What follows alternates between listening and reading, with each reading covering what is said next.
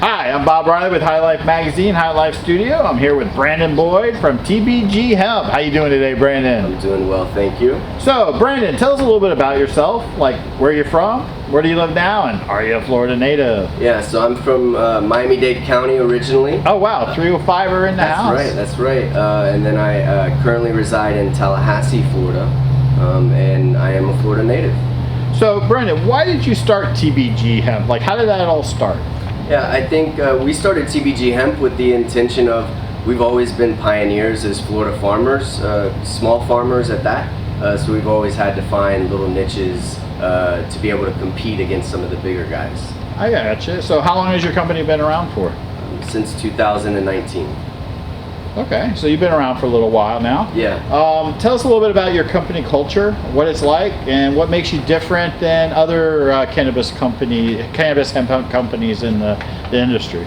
Yeah, I think specifically to Florida, where we're from and where we have 5 generations of agriculture knowledge, you know, again, we feel like we know how to grow new and emerging plants, and this plant's been, you know, kind of kept away for so long that it practically is a new emerging plant. I gotcha.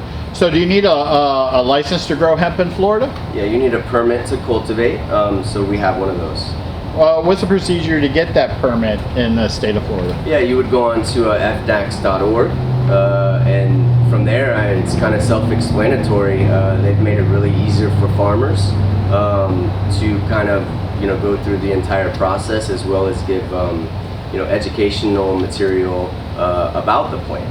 I think the commissioner, Nikki Freed, has done a really good job at providing as much that's at her disposal to farmers to give them everything, you know, to do that they need to make the program successful. I gotcha. So basically, in 2018, the federal farm bill was passed. Florida Department of Agriculture basically implemented the hemp pilot program here in Florida. You got your permit, then what happened?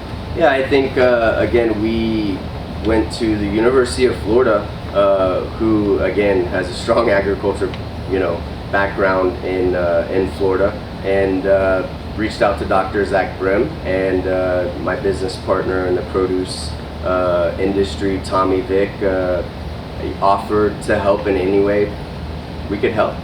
So how did the hemp pilot program help you? How did the University of Florida help you get started, and did they provide you with any like seed or genetics to get started with? Yeah, I think how we originally got started, there was other pilot programs within the state that were actually breeding their own, or approving their own genetics, I should say, which that process in and of itself, it really didn't set up the farmers for success, and I think it was not intentional, but doing a noxious weed test, a germination test, and, you know, whether or not that variety is going to go hot is not enough to survive in this space. Things are always changing, and I think that Florida farmers started 4 years too late with the varieties that they had available to them. I gotcha. So what are some of the lessons that you've learned growing hemp your first year in Florida? I think anything that's new, start small, and, you know, I think the weather is a big factor as well. So basically, do you grow any outdoor? Yeah, so I mean, it depends where what market we're going to. If we're doing smokable flower for CBD, we're growing in climate-controlled greenhouses. If we're growing for extraction, we're growing outside. So your very first crop, can you tell us anything particular how that fared? Yeah, I think due to the higher humidity that we have in Florida, the amount of rain that we have at certain time periods, the genetics that were kind of brought in and approved from different climates really didn't match up. So whether that was too hot and unstable genetics that, you know, hermaphrodited out, which can destroy a crop, especially if this is the first time you've grown it, to, you know, claims of being, powdery mildew resistant, and again, being powdery mildew resistant and 55% humidity in Colorado is not the same as 80% humidity in Florida. I gotcha. So you mentioned that your original crop termed out. It probably wasn't as great a success as you wanted it to be. And since you're targeting the flower market, what did you do then?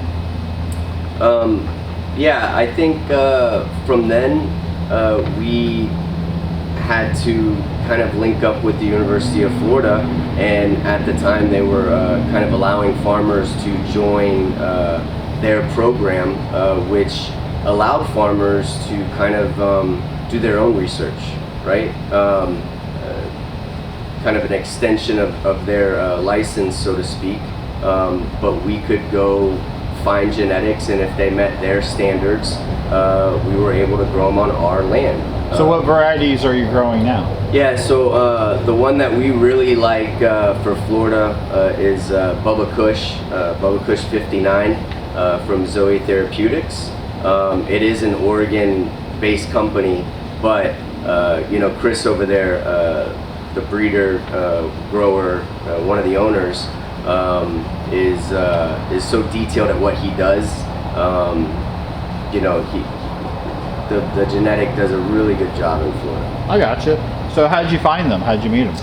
Yeah, I mean, it's a funny story actually. I met them through one of my close friends, Roland Resnick, and my father-in-law. So they had some relationships, and they heard I was in the hemp space and kind of linked us up, and I'm very thankful for that, because again, that's kind of what saved our season from a marketability standpoint, because we still have flower in our possession that we grew from some of the pilot program genetics, from some of the other pilot programs. So yeah, I'm very thankful for the University of Florida program. So now you have like high quality, stable genetics for smokable flower. Like, how do you distribute it? Like, how do you get it to market? Yeah, I mean, I think that's still probably an ongoing, answer. I gotcha. I think again, if farmers were given better genetics in the beginning, maybe things would have taken off a little bit more. But when you're comparing a 5-year-old, seed to an up-and-coming new kind of variety, you're just starting behind the 8 ball. I gotcha. So basically, what I'm understanding is the cost of growing flower in Florida versus other states like out west, Colorado, California, it basically isn't as profitable. Yeah, and I think whether that's even indoor or outdoor, especially outdoor, again, when you can field dry, so to speak, flower that they're, rubbing CBD keef on, or CBG keef even, that's a lot cheaper than if we tried to do that in Florida. The product would mold. So as soon as we harvest, we have to bring into our climate controlled rooms immediately, whereas out west they kind of have a little bit more time. I mean, for us, we're still dealing with whether or not it's going to rain before we harvest. And out west they just don't have those concerns. And not only that, I mean, the price for smokable flowers come down like what, 400% from what it used to be? Yeah, I think from the time that we got our permit and planted our first kind of crop, so when that crop was done, I think the price had fluctuated 400%. Oh wow. So again, it's trying to figure out what works in Florida.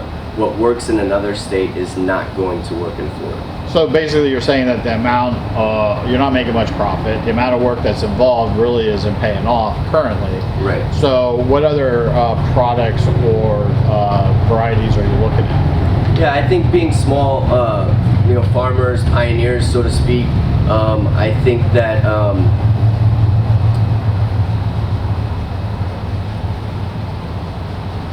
we're able to pivot. So we pivoted to fiber. I got you. I think we're still growing for smokable flower, and we're still growing for extraction, but on smaller scales to perfect our craft and Your process. Yeah, and create genetics, honestly, for that. Gotcha. Again, in Florida, or with the help of seasoned professionals like a Zoe Therapeutics. But yeah, I mean, I think hemp CBD, when we got into it, was very sexy. You know, everybody was looking for a new crop. Everybody came in and said, you know, hey, there's tons of money to be made. And again, like I said, the price fluctuating so much, and our climate, we wanted to look at the whole plant. Right. And so you basically moved to fiber. Can you speak about like what you're currently developing in that area? Yeah, and we were always looking into fiber, but we felt like out of the 2 or 3 options of growing cannabis in the state, we felt like fiber was the best option. Now we're in the process of trying to create fiber genetics in Florida for Florida. When you have northern hemisphere, so to speak, genetics and try to bring them into a subtropical climate, you're not going to get the same result. So I can guarantee you, anybody that's bringing any kind of genetics from the north to the south, don't do it. Right. You're wasting your time. I gotcha. So, like, what are some of the products that you can make out of the fibrous hemp plant? Yeah, I think there's hundreds, and everybody throws out that number, hundreds, but they don't give you a roadmap how to get there, or create a supply chain, or find the private investment money, or even grants for that matter. Mm-hmm. So I think it's, again, being pioneers, you have to figure it out yourself and just try to work with the Department of Agriculture as much as possible. And again, I mean, there's this stigma that don't talk to the Department of Agriculture in Florida. I think even as farmers, and they're there to help. So you've had nothing but good success dealing with the Florida Department of Agriculture. Yeah, I think I would direct farmers to ask the Department of Agriculture questions before they ask anybody else in the state of Florida questions. I got you. And let the department direct people on who to reach out to. So I mean, I've been told that basically like with the hemp fiber aspect, you can grow like hemp hearts and things like that for food. We can basically the fiber can be used for like animal bedding, things like that. Can you talk to maybe some of the products that can be made out of the hemp plant? Yeah. So again, in our research with the fiber over this past year, I think our first goal is trying to find products like the animal bedding and products that's the easiest to market with the least amount of investment, because again, I don't have a grant, I don't have... This is an emerging market. Yeah, and we're bootstrapping it as best as we can. And I feel like we're doing great research. I feel like we've done more research than the universities have. So, but again, hemp hearts is a big one, right? Because there's a food aspect to the cannabis plant. So people get caught up on the THC, and that's great, that's fine. I'm a cannabis user. I love it. But at the end of the day, I've always been passionate about people, like feeding people. I come from the produce industry. There's going to come a point when technology and agriculture have to meet, and I think that's happened. And so now I think that some of these stigmas have gone away, especially with the hemp. You're going to start seeing this push for environmental reasons and just from a resources standpoint, building materials, clothing, but these are also things that are being done in other countries right now. And we're behind the 8 ball on that. Yeah, and look, we have an international, part of our company as well, and I can tell you that, regulations in the U.S., are good, but sometimes they hold up, research and things like this. So we are motivated to continue our research. We know the roadmap to get where we want to go. and we are doing that within the framework of the state of Florida's laws. I got you. So you mentioned you were a pioneer in the Florida hemp space. What kind of changes could be made at the state level to help you as a farmer be more successful? Yeah, I think, again, I commend the commissioner and even Holly Bell on providing farmers from an educational standpoint, or even services to farmers, even at no cost. I mean, look, the license or the permit is no charge to the farmer. So again, I think they're doing their part. I think more research needs to be done on some more realistic industries. So trying to, source out from these boards that they create, farmers who are doing real research. Right. Not kind of following the trends of what's hot right now. I think we see something that not a lot of people see, and again, we're continuing down that road. Do you see any need to make any changes to some of the regulations to make it maybe more competitive? Yeah, I mean, I certainly think kudos to the state for not coming down on Delta 8 like a lot of other states who just did it based on no fun. I mean, it takes funds to enforce these things and do the research, and this was during COVID, and again, there's a whole list of reasons why things get done, but I think that just being able to pivot and adapt, because this industry, everything changes so quickly. So I could say one thing right now, and 2 weeks later, that would be irrelevant. Right.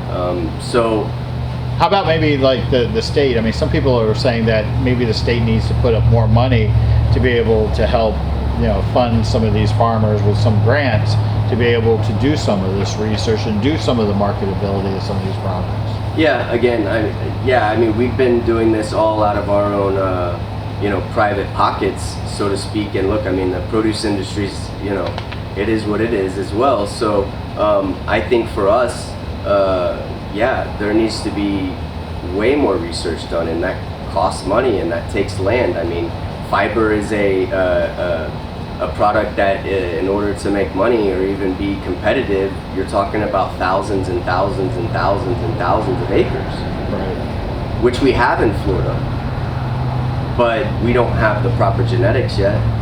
And so I think it's continuing the dialogue with farmers and being able to pivot, like the department has done. They've pivoted on some things within a year that most times takes 2 to 3 years, or 4 years of administration. So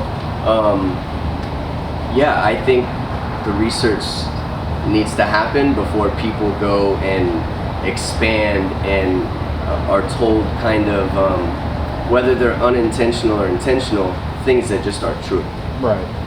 So, if if you were talking to a legislator right now, what would you tell them you need?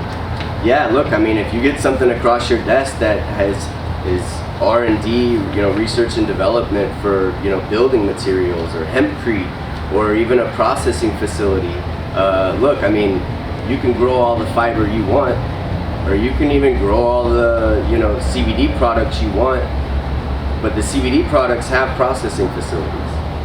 If fiber is the future, and I believe that it is, I don't have a processing facility in Florida. Some people say that the fiber industry is going to dwarf the marijuana industry by 100-fold. Yeah, and that's where I think you have to be, you have to stick to your guns, so to speak, and not veer the course. So for us, I think with our team and us having our weekly, monthly, daily meetings, however much, it's, look, marijuana, THC, this has, I don't know what the percentage is, but at best, 5% of America, or 10%, even say 20%. But at the end of the day, 100% of Americans use paper products, wear clothes. But also, these are easy things to say when they can be done, but there's no roadmap to get there, right? So again, being pioneers, we'll get there, we'll figure it out. again, I think the funding needs to be there in order to, get these things off the ground. Well, Brandon Boyd, man, you've really shared a lot of information today. You've helped educate me. I'm sure you're going to help educate a lot more people in this industry. I want to thank you so much for your time today, and I think I think with you leading the way that we're going to get there a lot sooner than some others. I hope so. Thanks for having me. Have a great day now. Yep.